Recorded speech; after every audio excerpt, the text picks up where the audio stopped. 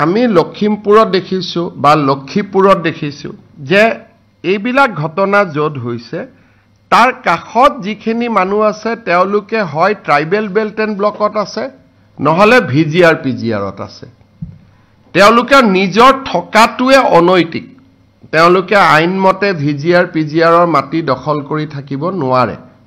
বা tribal belt and ব্লকত থাকিব নোৱাৰে আনকি আপোনালোকে দেখিছে যে বিধানসভাত সিদিনাখন বিৰোধী দলপতিও কৈছে তেওঁ এটা সন কৈছে সেই সনৰ পিছত তেনেকুৱা মানুহ তাত দখল কৰি মাটি দখল কৰি থাকিব নোৱাৰে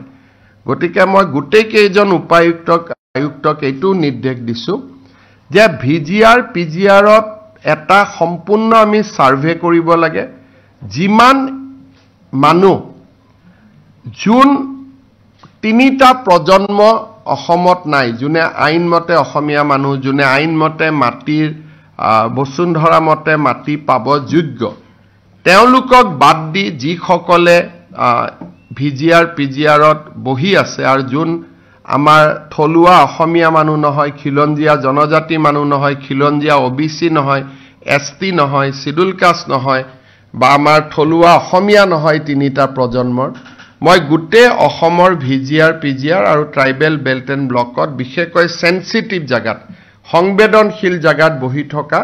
মানুহখিনিৰ এটা তালিকা বনাব কৈছো পিছত আমি আইনৰ সহায় লৈ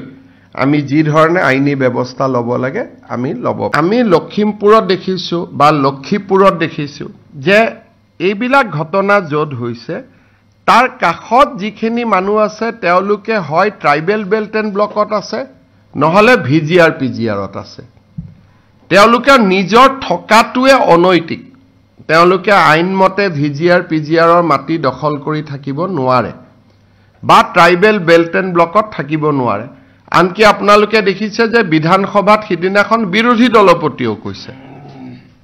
তেওঁ এটা সন কৈছে সেই সনৰ পিছত তেনেকুৱা মানুহ তাত দখল কৰি মাটি দখল কৰি থাকিব নোৱাৰে গতিকে মই গোটেই কেইজন উপায়ুক্তক এইটো নিৰ্দেশ দিছো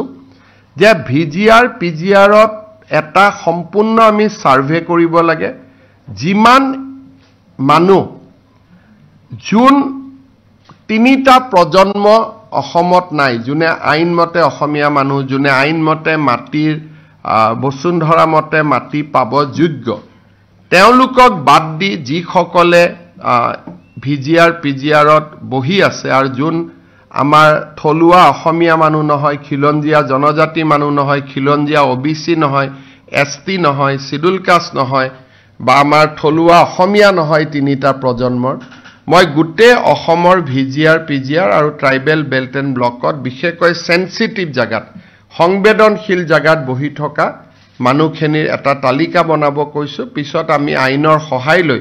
আমি যি ধৰণে আইনী ব্যৱস্থা ল'ব লাগে আমি ল'ব যিকোনো খবৰৰ বাবে যোগাযোগ কৰক 7099017330 লগতে 7099017110 নম্বৰত